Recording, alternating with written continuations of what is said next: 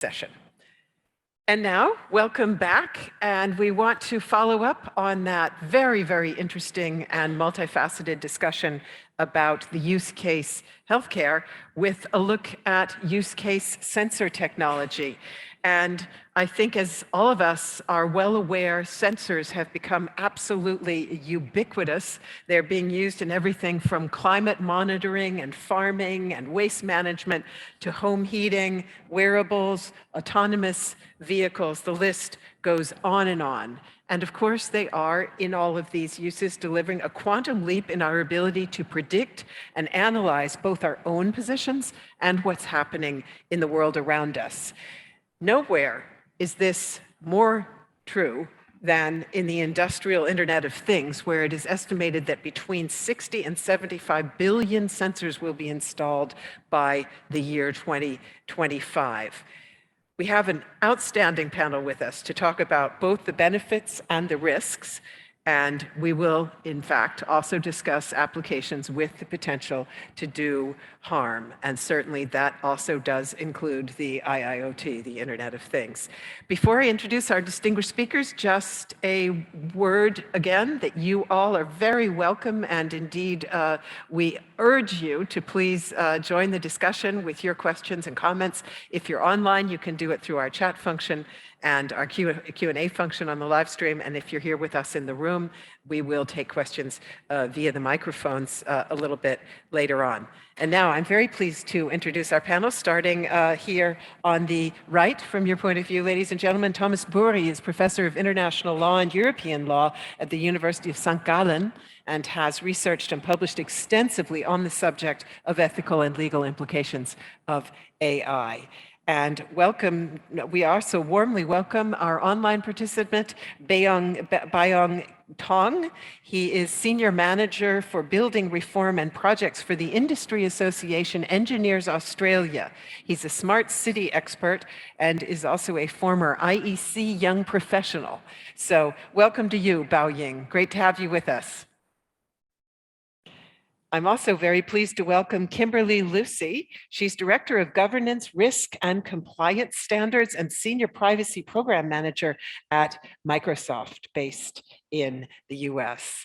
And also great to have with us Vincent Graf Narbel. He's Advisor on Digital Transformation and Data and ICT Innovation Officer at the International Committee of the Red Cross. Wonderful that you can join the discussion. So let us begin with our use case, and for that I'll ask Thomas to take us through it. Thank you. So, hi everybody.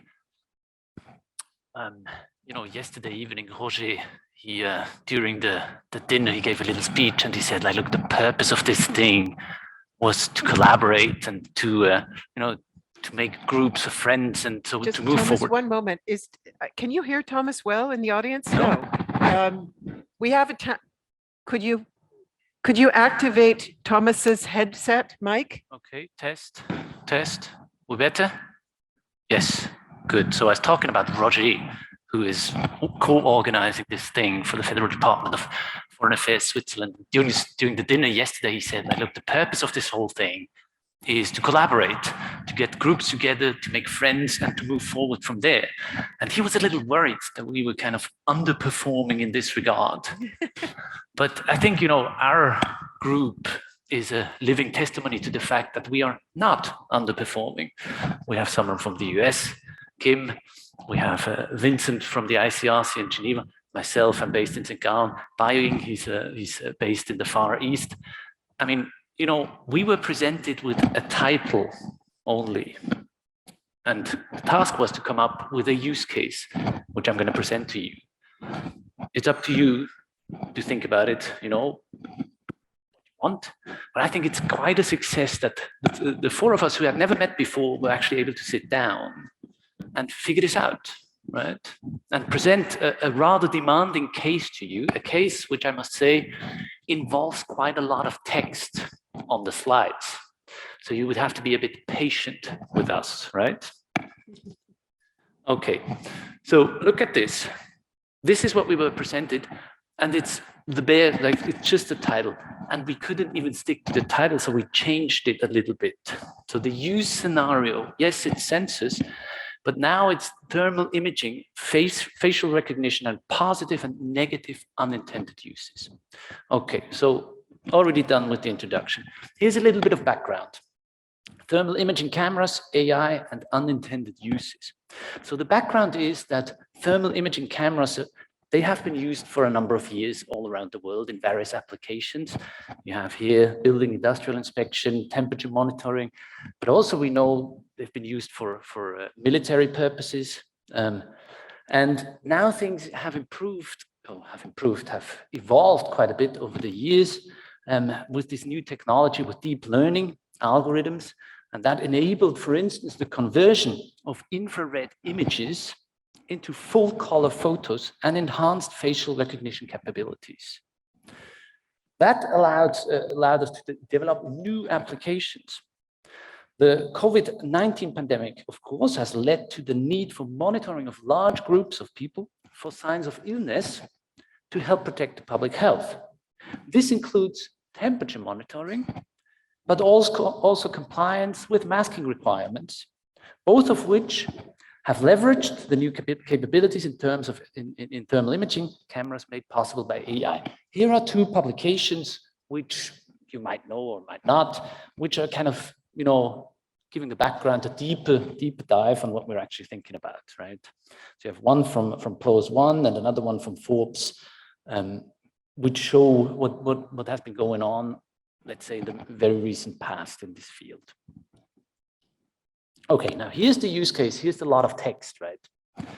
So the baseline where we start from is that before the COVID pandemic, like cameras were installed in the cities, many as part of the so-called smart cities development. So this is CCTV, right? We know it very well.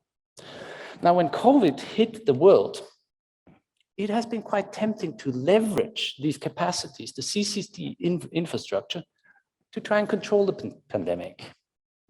The reasoning, of course, is that this is a legitimate purpose to protect public health. So city and school administrators,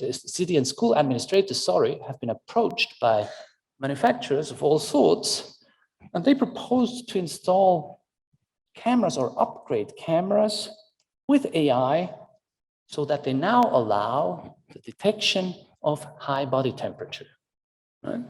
So this is the first aspect of the use case. CCTV cameras upgraded to monitor for high temperature. So 5 months later, into the pandemic, the manufacturers have improved and they come back and they offer another or a first free upgrade, software update. And now, thanks to machine learning, the system now indicates individuals which are observed in the cameras, by the cameras, who are not wearing their facial mask correctly or who do not wear one at all. Right? Moreover, this is part of sort of the second step in the scenario. If this is the case, like mask not worn correctly or not at all, for several persons simultaneously at the same time, the algorithm will suggest an order of priority for intervention, depending on the severity of the case. The worse it is, the more likely the algorithm will say, well, go there and do something, to the authorities, of course. Good. Of course, this doesn't go unnoticed. The human rights protection and data privacy NGOs are quick to cry foul. They see that, and they see there's monitoring, there's disciplinary actions. But they also see what they call a massive function creep that threatens people's fundamental rights and freedom. And they say, well, this must be illegal and it must be stopped immediately. Right? So this is the sort of the use case. You see, it has two additional steps, right? Or two steps. So here's a quick review of the risks, which is not complete, but just the beginning to get the discussion going. So the extension of the existing CCTV infrastructure to temperature detection, this use of existing cameras may not, and the temperature detection may not account for contexts that lead to a normal body temperature increase. When people go jogging, they're not necessarily sick, but their temperature is increased, right? Also the weather conditions. With regard to mask wearing, the detection of that, there are certain concerns due to false positives. People might wear light-colored masks, and they might be identified more readily as not wearing the mask correctly. And there's the larger concern that treating everyone who is walking on the streets as a constant suspect may raise certain social concerns. So this very quickly, just a tiny assessment of risk. There's tons more, and we're going to address that in the discussion as well. So here are a couple of other examples where AI-assisted surveillance technology is also used. And we're also going to address that in the discussion. We also see a similar thing in school to improve learning. Using single labels to categorize complicated human emotions may, of course, lead to inaccurate results. Cultures and situations alter one's communication of emotions, of course, so there's the cultural element.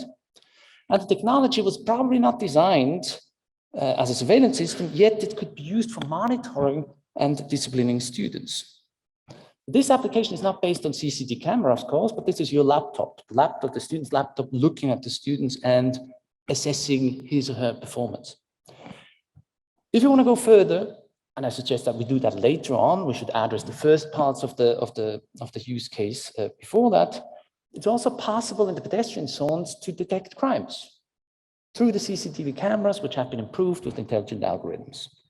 Here, the availability of training data matching the definitions of crimes may lead to a high number of false positives, detection of aggressive behavior, detection of weapons, etc. So there might be like constant interventions from the authorities. We know that there is sometimes bias in facial recognition technology, and that may, of course, lead to inaccuracies, differences in accuracy and discrimination. So when we think about this, maybe it's helpful to have this framework in mind. We should think about different perspectives. We have individuals, we have citizens who may not be happy with this. They may be supported by the NGOs. We have the public health authorities who have a pandemic to fight. We have the regulatory authorities who may be worried about adaptation of the law, stuff like that. And we, of course, have the producers, the providers, the software manufacturers, the systems designers. They all have their unique perspective, and we should be aware that they see different risks and different problems in this development, in the use case. Of course, there's impact and consequences of unintended use. Unintended in the sense that it was not initially the intention when a system was set up that it would be used for that purpose, right? We have positive examples, we have situations where this yields good results, but we also have negative examples where the results are catastrophic. Right? We have benefits and we have harms, so we should think about these in the use case. We also have certain possibilities to mitigate unintended use. We could set up regulation, saying like, look, you must not use this beyond the intention of the provider, and if you do, there's criminal liability, for instance. We have standards, which we're in a particularly good place to discuss here, and we have system constraints that can be programmed into the system in the design, ethics by design, we mentioned that one in there. So I probably leave it here. I won't go forward to the very last slide because it says essentially thank you, but we're not at the end. So maybe back to the use case. Or back doesn't seem to be in the system. I can only go forward, but maybe the technician can go back. One more slide? Yes, perfect. Thank you very much. Thank you very much, Thomas Bourie. And let's dive right in then to start talking a little bit about some of the risks and concerns associated with sensor technology. And if I just take that case, I was about to say hypothetical, but in fact, it's clearly a real case, Kimberly. And let's say that using the surveillance technology to find the non-mask wearers. Let's say we could assume that this, by getting them to wear masks, saves X number of lives. That's an unintended positive benefit, right? So how do we factor that in when we're talking about about how to regulate this or what kind of standards apply? Because clearly there will be unintended uses that deliver gains. Yeah, I think that that's a really good question. And I think that, the main thing is that we need to acknowledge that there are going to be unintended uses. So regulation needs to acknowledge it, standards need to acknowledge it, organizations who are developing and using AI need to acknowledge it. And once we acknowledge it, then we can start to address mitigations for it. I think that, some of the best ways that we can address it are to continuously be looking at the uses and reviewing them. So rather than just completely outlawing something or letting everything go and saying, okay, just, all of this is low risk, so anything is allowed. You can put mechanisms in place, particularly both regulatory mechanisms as well as within standards, and I'll give an example here in a second, to put procedures and expectations in place, that there's an ongoing process to kind of continuously check in on what's happening with how the AI is being used. So it's not just one and done. Once the system's out there, it's static and no one ever checks on it again. Instead, you have, post-market monitoring, you have kind of ongoing checking and maintenance to see, is that system being used in new and different ways? One of the things that we're doing in standards right now within SC42, which is a group that I'm part of, is a new standard that's being started that we're voting on right now, but expecting to go forward, is on AI impact assessments.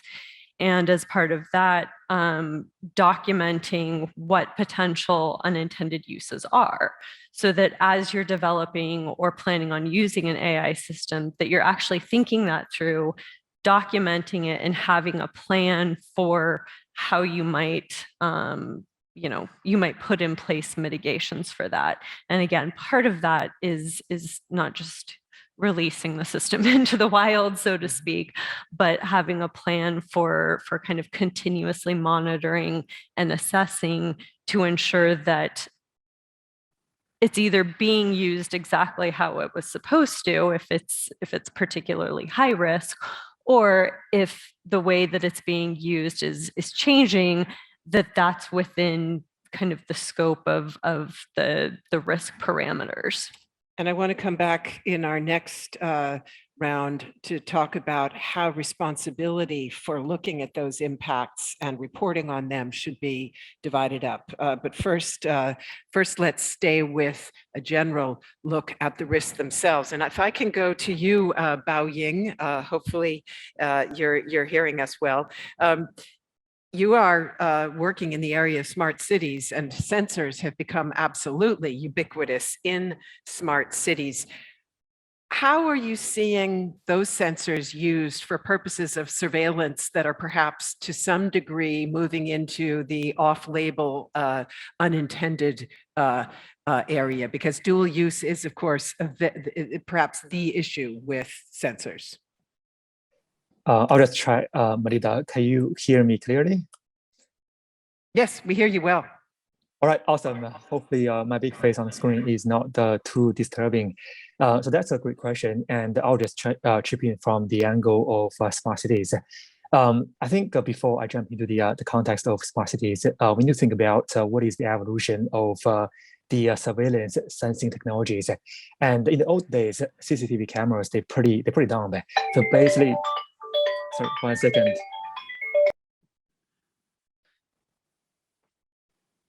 Baoying, you still there? Huh. Okay, I think we'll come Yes, back. I'm still here. Yeah, So, you disappeared so for a moment. Okay, go on, please. yeah, apologize, guys. For me, it's 7 p.m. in Australia, and there was a unexpected or unintended delivery that just happened, and that's why I disappeared for 10 seconds. I do apologize for that. No worries. So, Go on, please. So what I was saying is, if we're looking at the evolution of AI technology, what's happening there is with AI-powered surveillance cameras, we no longer need someone who's constantly watching the monitors behind the cameras, but rather we have AI that can pick up just the analytics straight away for us. And if we think about this and under the context of smart cities, and also going back to the topic about unintended use, what we're seeing here is if you think about a standalone CCTV camera downstairs next to your building block, it's actually not standalone anymore, because you actually have the connectivity and also the interoperability that links this camera to the video management system in the local suburb. And in a big city such as Sydney, you have maybe hundreds of those video management system, and eventually all of them, they will go back to a city level information management center. And what's going to happen is those information collected by thousands of CCTV cameras, eventually they'll be analyzed and they'll be consumed by different city services departments, such as your police. You have the traffic control, you have the urban planners, and even for the infrastructure managers, they want to see what's happening to their road, to their lighting poles. And that's when the whole situation may start getting a little bit out of control. And that is, you just never know where your information collected by the camera downstairs will end up with. And maybe before you realize that this information may have already been shared by many city departments for many purposes, which you may not even you may not even think about. I'll just stop here. Thank you. Can I just ask you one follow-up? And this is something I want to take on to other panel participants as well. It seems that, you know, it was true in the health discussion as well, but certainly very true here. Risks and benefits are very context specific. That is to say, using sensors in an airport or a public street. And by the way, the path here to the conference center where we meet, there's a big sign when you enter it, site surveillé. There are cameras along that path, and obviously then I could decide to take a different path and circumvent that. But there are other cases like sensors in schools where we may have a different sense of the risks and benefits. So can you just say a little bit about context specificity from your point of view? Sure, and that's another really interesting question, and that's when I think people-centric mindset becomes really important, and it's probably easier for me to draw some comparison here. And if we think about providing the surveillance technology in, say, like an airport versus providing cameras in a school. There are many differences, but the difference between airport and school that matters the most to this conversation is probably the social context. I'll give you some examples about what I mean by social context. If we think about airport, the reason most people go to airport if they not work there is because they want to travel in the quickest way that is safe, and that is taking an airplane. But you think about school, and most of students, they go to school not because for safety, but actually because for education. Another major difference when it comes to social context is actually most of the people people, the occupiers in airport, they normally adults or even students or kids. They come just not alone, but with their teachers or with their guardians. But in school, it's different. Most of the occupiers are normally students. And lastly, I touched upon the purpose of school, and that is really to provide education. And in a lot of countries, especially in public schools, the education is actually not.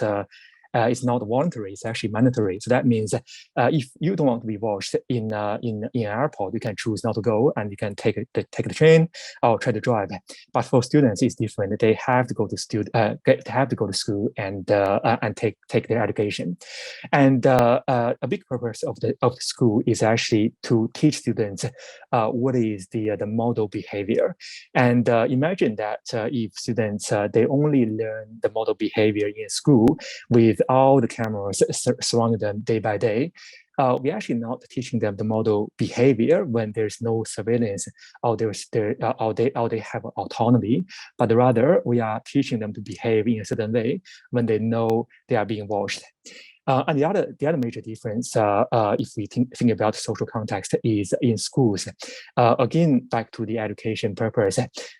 In schools, we want students to actually to think why things happen in certain ways. If students they spend a couple of years in a school full of surveillance cameras and they have no clue of why and when those cameras were installed, they may got scary at the very beginning, but eventually they just took them as for granted, and that's not something we want, because for those young citizens, when they go into society, we actually want them to question things, and above the things is actually about their privacy, and hence there's a pretty big difference, and we have to think about social context all the time. Thank you very much. Let me ask Vincent to also comment on this unintended use issue from your point of view. And if I can take us again back to the mask, let's say that did in fact deliver measurable benefits in terms of preventing illness. From your point of view, ICRC, should that outweigh incursions into people's private sphere?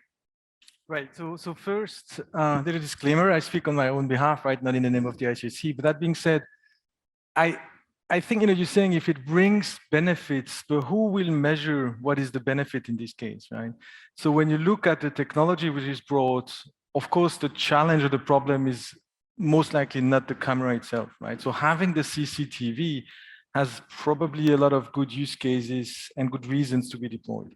Now, when we bring AI, and in this case, what kind of AI, we're essentially talking about potentially undiscriminated collection of the data that goes through the camera.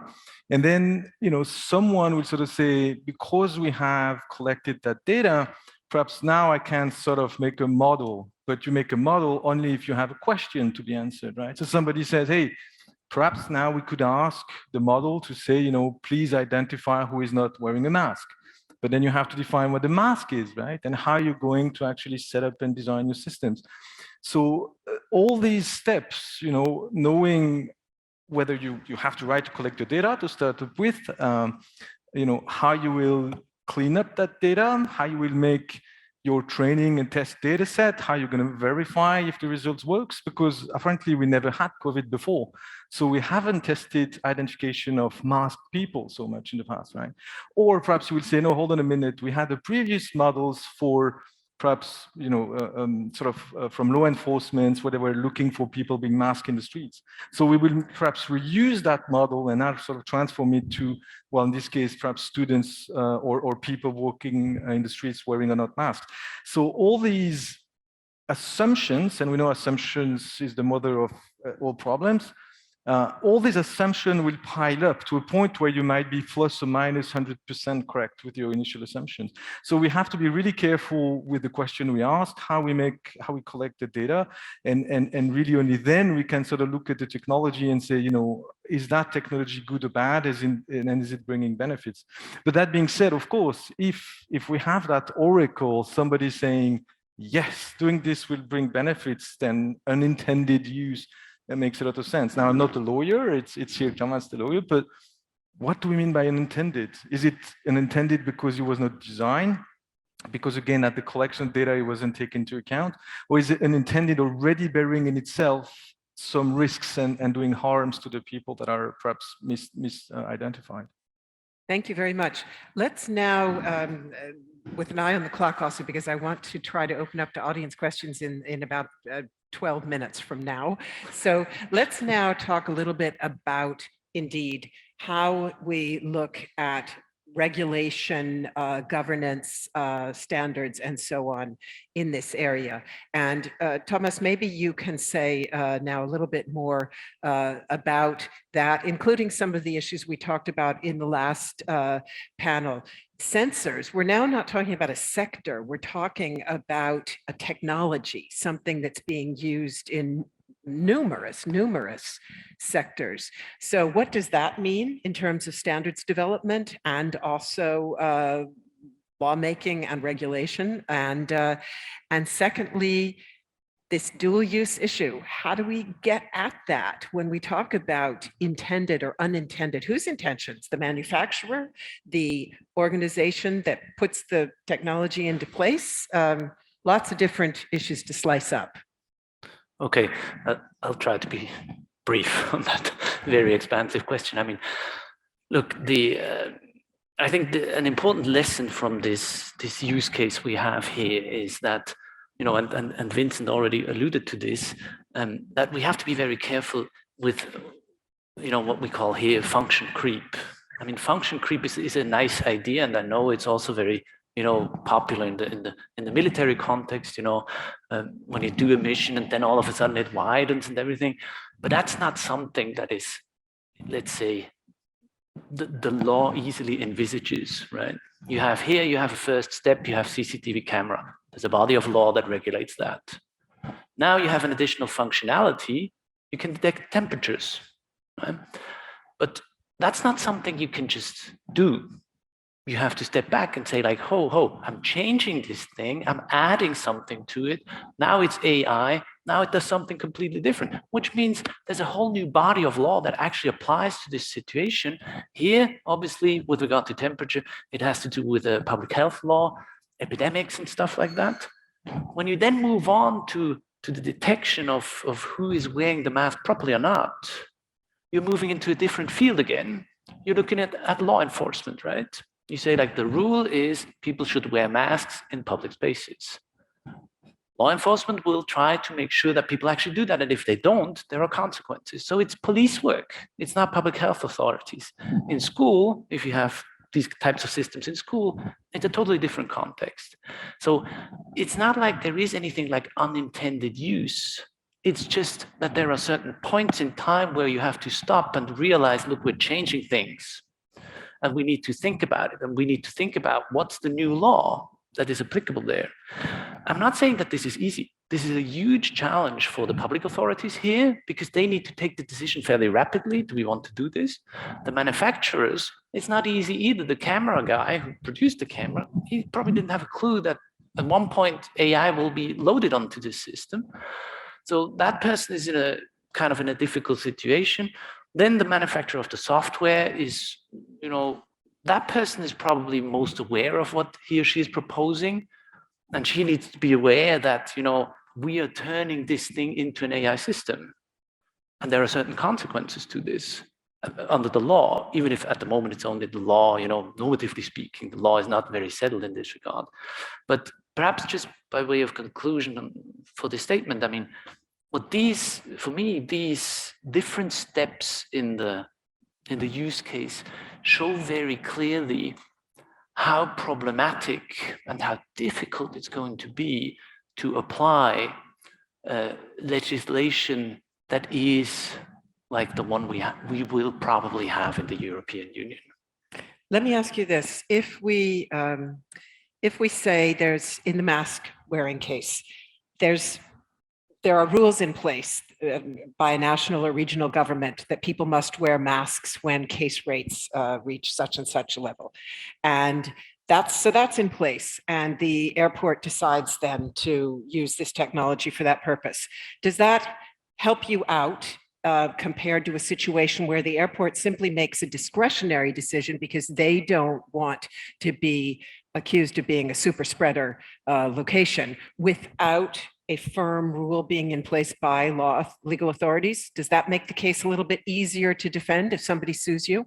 I mean, obviously there's a huge difference between the situation where you're under a legal obligation to do something, verify mask compliance, or whether you think it's a good idea, right? In one case, you're going to be held liable if you don't. In the other, people will say, well, you know, maybe the idea was good, but when we didn't implement it, right? So, you know, when maybe if you permit, you know, this thought, I mean, the fascinating thing about this is that I think probably pretty much everyone in the room will be able to agree that this is quite delicate what is happening here, right? It's not exactly like super problematic. It's not ultra high risk. It's not like autonomous weapon systems, that kind of thing, but it's still not totally irrelevant on the, you know, under ethical considerations. But when you look at it under the proposal of the European Union, there is very little regulation on this in the proposal as it is. You know, the temperature sensing, it's not caught, it's not high risk, it's not biometric identification. It doesn't serve to identify a single person by the name. You know, it just senses temperature. When you move on to the mask requirement, you're still not in. It's actually, you would have to do fairly impressive stunts to bring it into a high-risk application as per the definition of the Act. Last thought, if you add on, as in this use case, if you add on the triage element, you know, the algorithm suggests you should go there and not there, authority, that's problematic. Then you're right into the high-risk group. Now try to you know, to get a feeling for what this means for the provider, right? Sometimes you're in, sometimes you're not. Right. What is the consequence? The consequence, of course, is that you always have to reckon with the fact that you might actually be in, which means that the column is actually fairly, you know, and pretty much everyone will always be in. Let's ask Kimberly to comment on exactly that point, because we were talking yesterday about the fact that we may be looking at some pretty banal technologies that through a little bit of tinkering and application off-label can suddenly become extremely high risk. And you gave a great example of that. So maybe you can mention that and what that means for companies, for providers. Yeah, and you may have to remind me what example I gave yesterday. Drones, off-the-shelf drones that we can, you know, that we can buy at, I don't know, you know, we can order them online and then maybe we can weaponize them. Yeah, and I think, you know, there was an article that I read recently that essentially said that in the war right now in Ukraine, both sides are using drones that you can essentially buy on Amazon. And they're just drones that maybe a teenager would buy to do fun stuff with, and you know, they can be modified to be used for other purposes. And you know, I think that Thomas made a really good point with the EU law. There are things that are currently in the kind of no concern, low risk category, understandably, that we haven't really reckoned with the potential unintended uses of those and what could happen. And I don't know what the answer is to that. I don't know how to solve that. But I think that, you know, we need to recognize it, and we need to put some things in place. You know, as I mentioned before, standardization is a good place to start.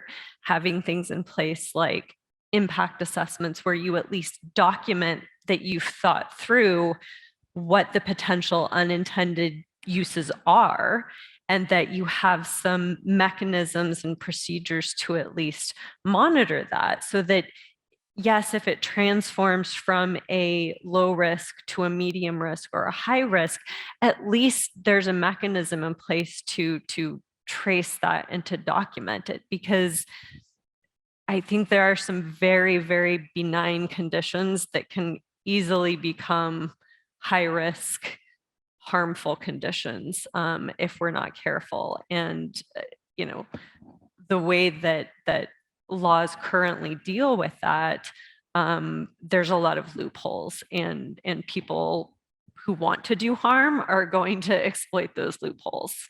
And just from your standpoint, because you talked about this reporting on impact, who would be the first actor responsible? Would it be the applier of the technology or the manufacturer?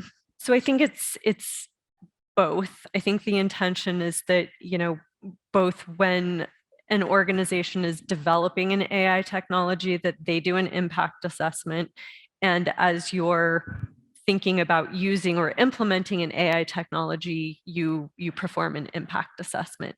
Now, obviously, there are going to be different considerations depending on what role your organization is in. There are also considerations that you need to think about if you're a organization who's developing artificial intelligence.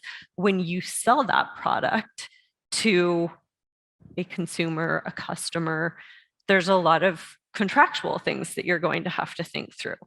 That I don't think that you know, the marketplace has necessarily reckoned with at this point. What types of things do you put into a contract to say you will only use this according to the intended use? And, you know, that also depends on, does the customer using it have access to change the data? Does the algorithm continue to learn based on the data that the customer or the consumer is providing? So there's all of these inputs that are going to have to you know, be thought about. And to kind of bring it back to standards, I think that's where standards has a really interesting, important role to play, because they can focus on the very technical aspects of AI and the very kind of system focused aspects. But, you know, we also have standards, like I said, that are dealing with impact assessment, that are dealing with management systems approach, which is very much focused on the kind of iterative, circular, constantly assessing model. Also thinking about, not necessarily in AI, but in other standards committees, there are certainly standards about contractual language and how do you think about third parties. And so standards is in a really unique position to kind of pull all of these things in that need to be addressed in a way that I think regulation and the public sector and others aren't, you know, aren't necessarily in a space to, they all address it in their own ways, but standards is really an area where all of it can come together. Mm-hmm. Yeah. Thank you very much. Let me go to Baoying to also talk about how you see the role of standards. And then second point, just because I have my eye on the clock, second point for me would also be how you can communicate about these technologies in a way that builds trust or at least transparency. And there I'm thinking again about the smart sensors in cities. As I said, the path to where we came today has a big sign on it, site surveillé. Essentially, you're under observation if you go here. Whether you think that kind of communication about standards in place also helps build trust. Cool, thanks, Melinda. And I'll just provide some of my thoughts on the two questions. The first question, I pretty much agree with what Kim's already said. And one more thing I'll mention about using standards to build trust is actually to do that, we actually need to see the diversity on standards committees. And if we're using the IEC language, and that is the gender, the geographical, and also the stakeholder diversity. I'll give you an example. For example, example, if there's a female who knows this standard about personal protective equipment is actually delivered by a committee full of male committee members, then I think the trust on the standard will be automatically low. So that is my thought on building trust with standards. You have to get a very diverse committee, especially such a far-reaching, I guess, impactful technology like AI. And the second point is about how to build the trust in the community. And for this, what's important to me, I feel, is about transparency. And there are many ways, I guess, we can talk about transparency. And knowing we are running out of time, I may just focus around the ethics of not AI, but actually the people who bring AI into our life. I want to draw an analogy, and if we think about AI in the context of surveillance technology, this AI is actually a translator, because basically you see the AI translates the graphics into actionable insights. And the analogy I want to draw is between AI and also the real life translators. Sometimes we do engage if we want to translate our official document to a different language.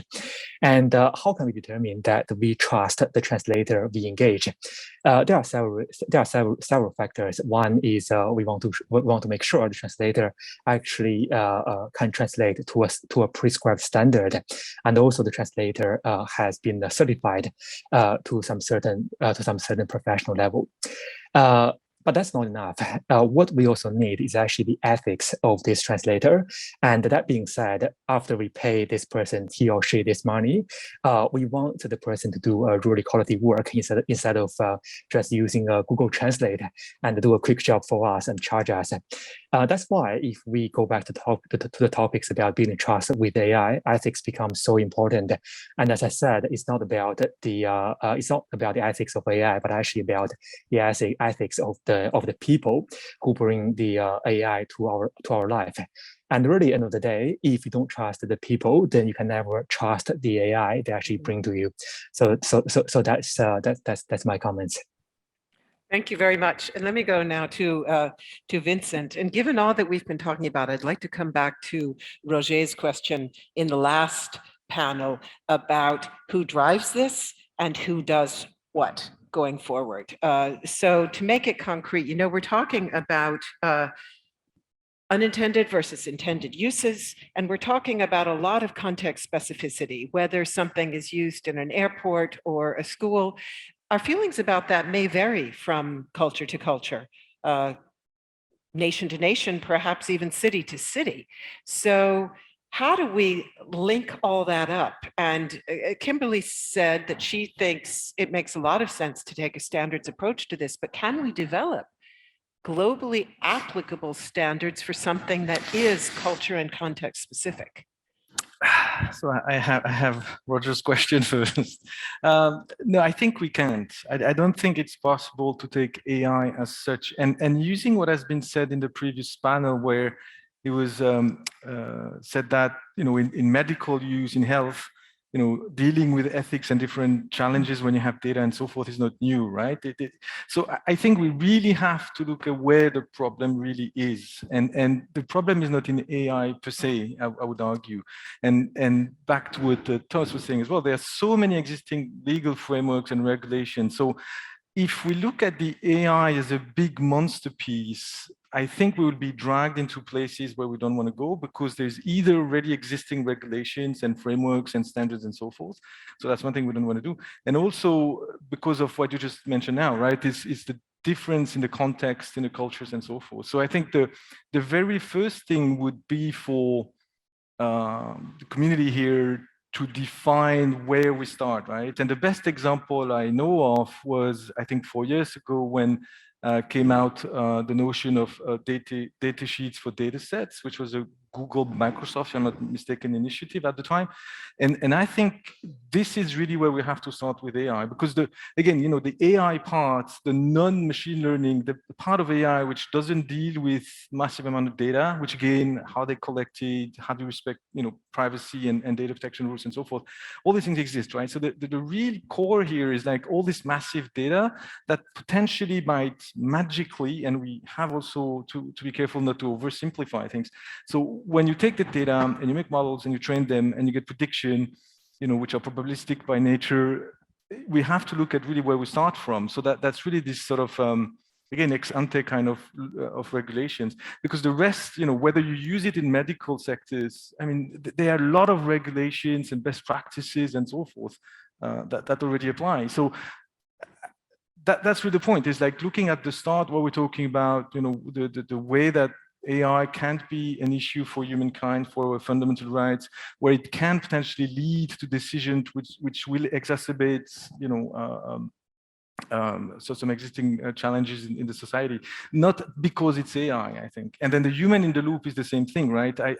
We still have, I think, to see what a human in the loop means. GDPR says you have, right to human intervention, but what is intervention is a checkbox exercise. So we have to look at the meaningful human intervention at the moment you apply a decision, which again is a prediction to people, and wherever that's possible. Now, there are cases where I guess finance has a lot of regulations, and there might be cases where you can't really ask a human to verify decisions, but these things already are regulated to a point. So let's focus back on the core of what we are scared with, which is really, getting this data, having scientists applying sort of magic, getting a model that makes prediction, and oh my God, this prediction will influence my life, and not the overall AI problem, I think.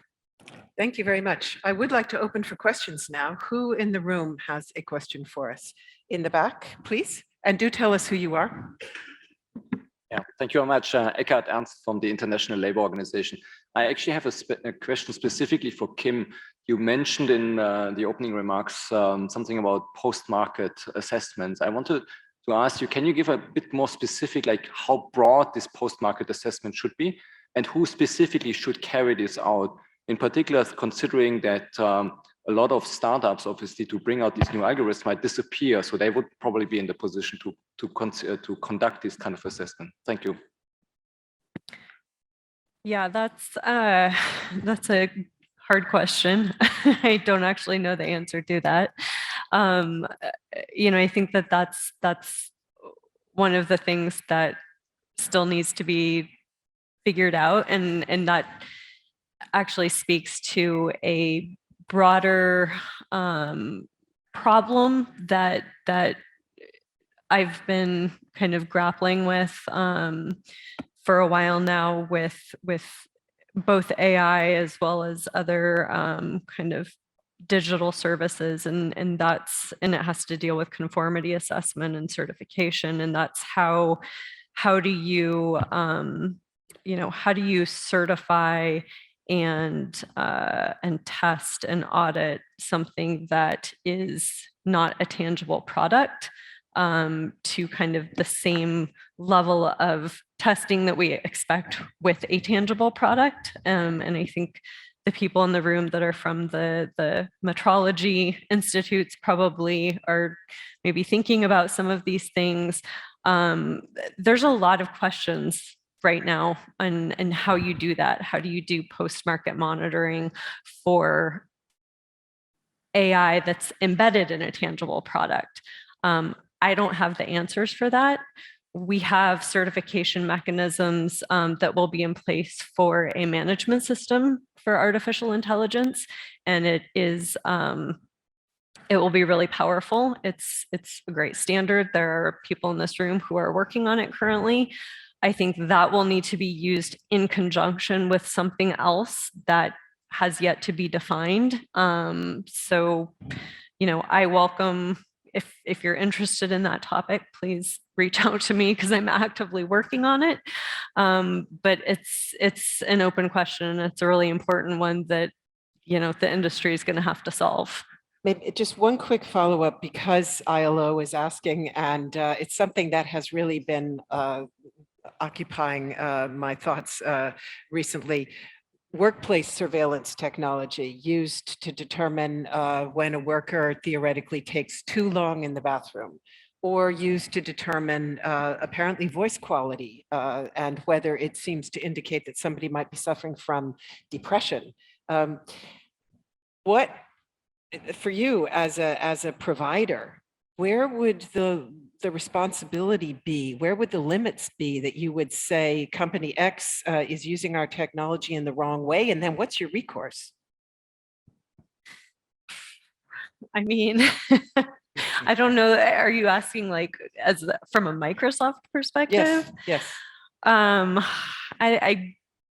I don't know that I can answer that from a company perspective. I think that, you know, Microsoft has pretty strong AI principles that we have put out publicly and that we follow internally, and that we have advocated that the industry as a whole follow.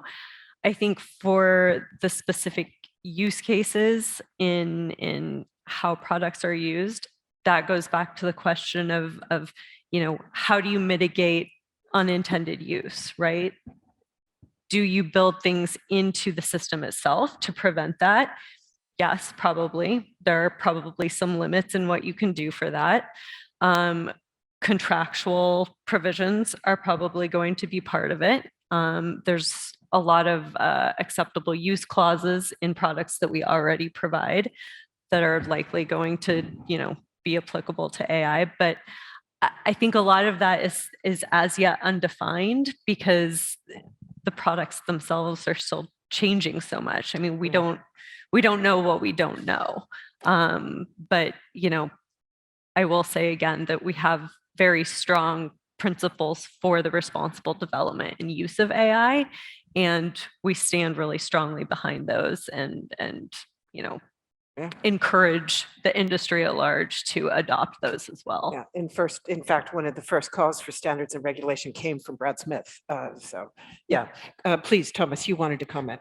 I just wanted to respond briefly to the gentleman from the ILO.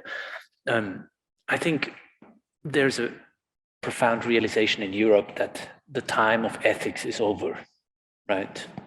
We now move into the law. It's the law that addresses these questions. It's not about ethical principles anymore. It's about the act, and that act is being discussed. And the answer from the perspective of that act to your question is simple. It's going to be the Commission, most likely, that monitors post-market use. And perhaps some, you know, new agency, new authorities, maybe the data protection agencies. There's a fight about that. But one thing I find, let's say, thoroughly astonishing in all this picture is that the individual, the citizen, you figure nowhere.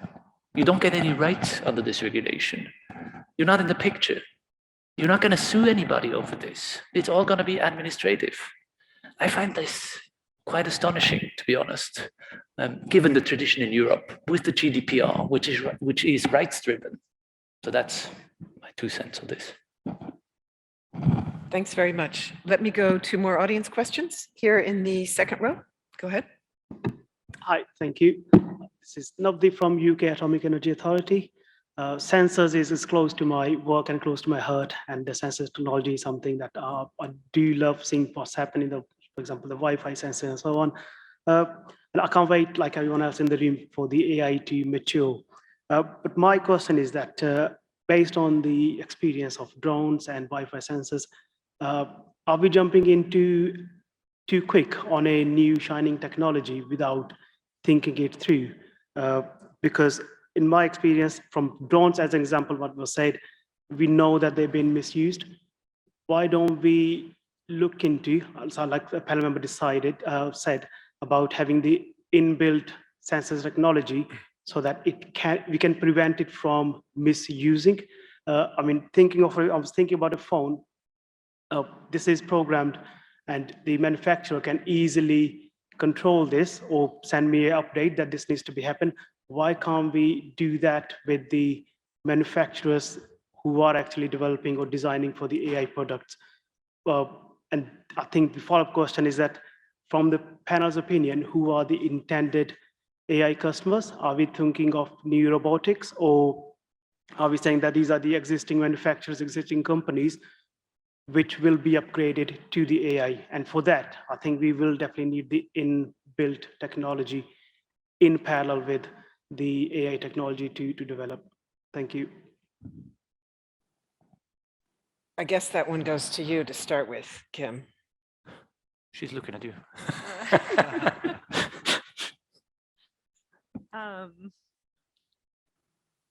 Gosh, can we go to Baoying for that one? I can take Sure, it. we can Sure. start with Baoying on that one. Baoying, Yeah, did you I'm hear the here. question? Yes, have yes, some- I did. Do you have a And yeah. Sure, I'm happy to jump in here. When it's a great question, and when I heard about this, about why things happen so fast before people realize how to control those things, the first thing that jumped to my mind is actually what JFK said about going to the moon. So what he said as a quote, he said that it is that man in his quest for knowledge and progress is determined and cannot be deterred. And I think that applies to all the technologies, including moonshot and also AI these days. It's always true because human beings, we are thirst for adventures, and when there's a new opportunity and there's a new frontier being explored, the first thing we'll go is we'll try to explore the best opportunity available before others jump in. And a lot of things, ethics or laws, people tend to not care about them until a very later stage when the market has been established, and now people realize that there must be rules. But what's different this time for AI is actually just so impactful, it's so far-reaching, and if we think about AI technology used in surveillance and using what you mentioned, Melinda, about its use in the workplace. One real example I recently came across is the use of AI to schedule your cleaning of your office toilet. So in theory, you can have an AI camera watching the door of a toilet, and then this AI camera can actually do a counting of how many people go to this bathroom, and eventually say if that reach 100, then automatically it will send a cleaner to clean things up. It's a great idea and will save the human power and also of course the cost.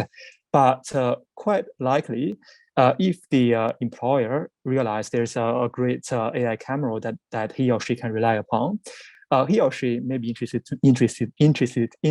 to know what is the frequency of my employees using the bathroom compared with others on other floors? And if they're using the bathrooms too often over the day, what's wrong with my staff? And all of a sudden, it becomes another unintended use of the technology. And I think back to the question, yes, things are happening really fast, especially with AI, so impactful. We are taking a slow path, a very traditional way of developing standards or laws.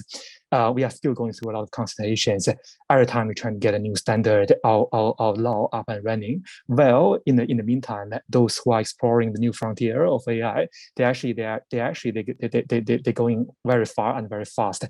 So there is a real problem we are facing these days, and that is how to get standards and legislations up to date, and so that they are keep pace with the development of those impactful technology is a problem that that people in the policymakers, standards developers, they are facing every day now. And Baoying, if I can ask a follow-up to that, and this is a question that came in from an audience member, and essentially it goes to the application of sensor technology in mass surveillance in authoritarian states, and what should be the responsibility and accountability of Western-based tech companies with global operations in that respect. Do you also want to share a perspective on that? That's a really tricky one, and if we think about this, no one wants to live in a surveillance state such as what's described in the book 1984. But that's happening. The big brother is always watching people. And for a company that operates globally, of course, the company needs to comply with local standards. But at the end of the day, and that backs to my very early point, that is about the ethics of individuals and companies. And I agree that laws become so important to set up the minimum behavior. But still, end of the day, it is actually what I think it is actually the ethics that matters the most. And really, for the companies that operates globally with a global influence, they should really be clear with their ethics at the end of the day. I'm going to come back to you now, Kim. So same question? Yeah. Yeah, I mean, I think that tech companies have a responsibility to be transparent about what their policies are, and once they set those policies, then they should, abide by them. It is a tricky question, and I think it goes back to the discussion that we had earlier. I think Vincent brought up the point, or you asked a question to Vincent, that how do you, or is it even possible to create an international standard or some kind of baseline or regulation that speaks to the entire world when you have different cultures who value different things? So I don't know that there's a good or a perfect answer, because what one culture may hold as a value may not be the same as another one. I think that, what's important is that companies do have a responsibility to be transparent about what their values are and, uphold those values. If, a different company, or if a different country or culture is using a technology for something that's against those values, then it shouldn't be their technology, I guess. And if it is, then there should be a discussion about why that is. I will say that the AI standard that we're working on in SC42 right now, the management system standard, specifically was written and scoped such that it asks organizations to define what responsible AI means for them. So rather than being prescriptive and saying, here's a list of what responsible AI means, the whole point of it is for organizations to consider, in the context in which you operate, what does responsible AI mean? So that actually allows different cultures the flexibility to say, in the context that we operate in, this is what responsible AI means. So kind of bringing it back to that question, obviously, I think there's kind of a slant towards Western ethics and Western values, but we do want to allow that flexibility that there isn't just one set of principles or values. And so we are thinking about that within the standards community and allowing for that flexibility where it's needed. Yeah, what I'm hearing is that there needs to be a standardization component, but there also needs to be a discretionary component that would essentially account for that flexibility in between contexts and cultures. Thomas, please. Just very briefly on this, for once, and I'm sorry to say this here, I don't think this is an issue for standardization. I mean, this is really, and I don't even think that this particular topic doesn't have very much to do with AI. I mean, this is a question of export regulation. As a company, you have a seat, might be in Switzerland. Switzerland tells you, gives you certain norms on, what you can export.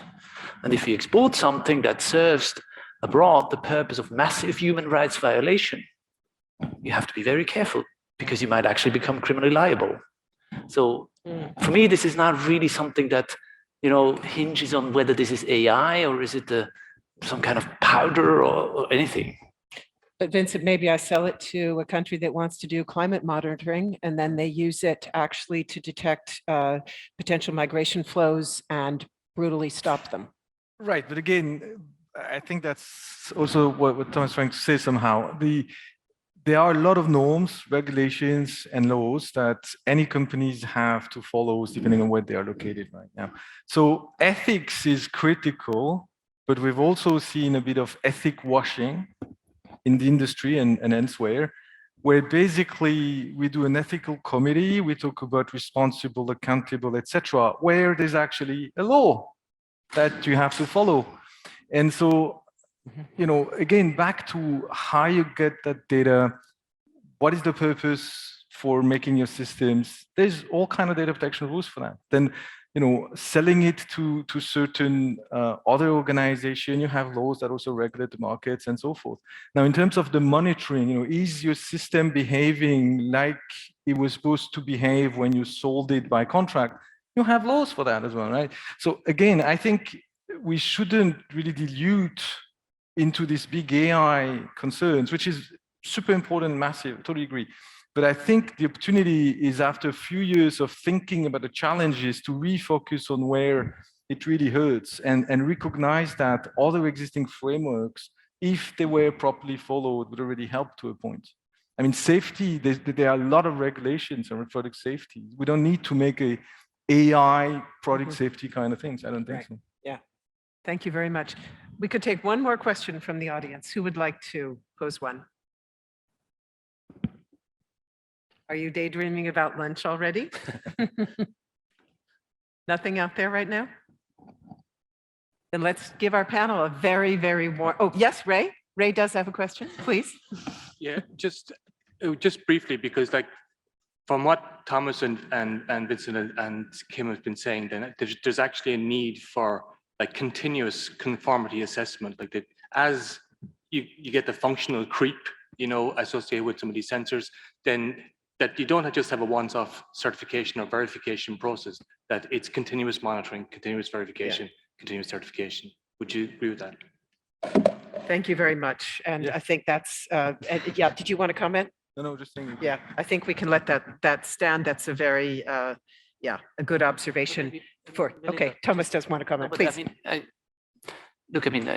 When you're in defense, and you're in you're looking at procurement of weapons, this is an absolute standard procedure is that, you have to clear the weapon under international humanitarian law. You look at the weapon, you say it has these functions and it can be used or it cannot be used depending on what it does. And if you for some reason find that now I'm going to use it for something else, the absolute inevitable consequence is that you have to go back to the assessment and you have to do it all over again for the new purpose, for the new software, if you like. And I think that approach is a good one also outside of the defense sector. And it's actually something that we also see in the regulation of the European Union. Life cycle management, you can't just let it go and assess it once and let it rest there. So that's already happening in the law as we speak. It does seem evident, though, from what we've discussed, that through AI, the boundaries between different levels of risk, sometimes the EU plan appears to imply that those are fixed categories. And everything I've heard in this discussion shows me that they are not, that they are enormously malleable, and that they're a particular technology could catapult from the bottom of that pyramid up to the very top. Absolutely. I mean, maybe also by way of answering Roger's sort of task he gave us, to the previous panel, who should do what, and I think a really important aspect in this regard, based on what you just said, is that we shouldn't coordinate too much, right? We shouldn't collaborate too much. We should rather have a lot of competition between the standard organizations, between legal orders. The EU does something now. The US already said, we're not going to do that. We're just going to do liability. We're going to be light on regulation. I think that's good, because in 5 years or so, we can say, well, maybe the EU has overblown it a little bit, and maybe we need to roll it back. Or maybe the US didn't do enough, so they have to learn from Europe. I mean, these mutual processes of learning are only possible if not everybody does the same. As a producer, I'd rather be in a situation where I have like 3 different standards, and they're somehow a little bit different, so I can choose, right?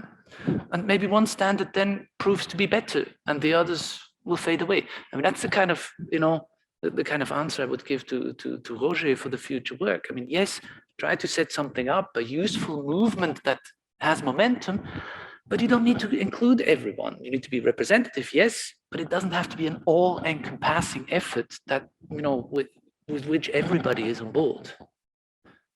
I have a comment back there. Yep, go ahead. This is Ale from One Goal Initiative again. When there are multiple standards like this, shall we have also a process of simulating as a thought process how it could evolve, so that we avoid the situation where, let's say, two-thirds of the efforts that have been made were suboptimal, whereas the other one was better. But this could have been foreseen if had we thought about it in a more in depth at the beginning. Anyone? I mean, certainly, Kimberly, you're obviously working hard on standards. And how do you feel about the idea that parallel legal approaches is one thing? And I think that's what Thomas is speaking to. But parallel standards, industry isn't crazy about that, are they? No, not particularly. We're talking a lot about that in terms of, and this might not be completely answering your question, but we're talking a lot about that right now in terms of horizontal versus vertical standards. So, right now with the AI management system standard 42001, what we're envisioning that is kind of a baseline standard for general AI application. Then you've got vertical standards for specific things like medical devices and autonomous driving, things like that. So, rather than what a lot of us would like to see is, rather than, bespoke certifications, full standards for every single sector, having one management system that's horizontal across them, and then sets of specific controls and vertical standards for the kind of sector-specific applications of AI. So things like I mentioned, medical devices, autonomous vehicles, et cetera.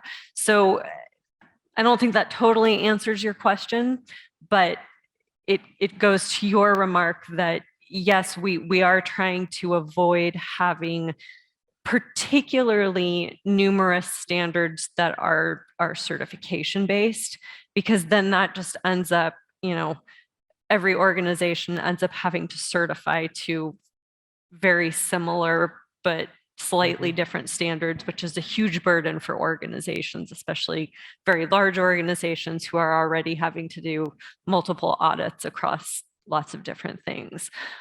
So one of the approaches that we're taking is like I said, the horizontal versus vertical. Thank you very much. I think we will leave it there to ensure that everybody has adequate time for lunch. And let's give them a very warm round of applause, if you would, please.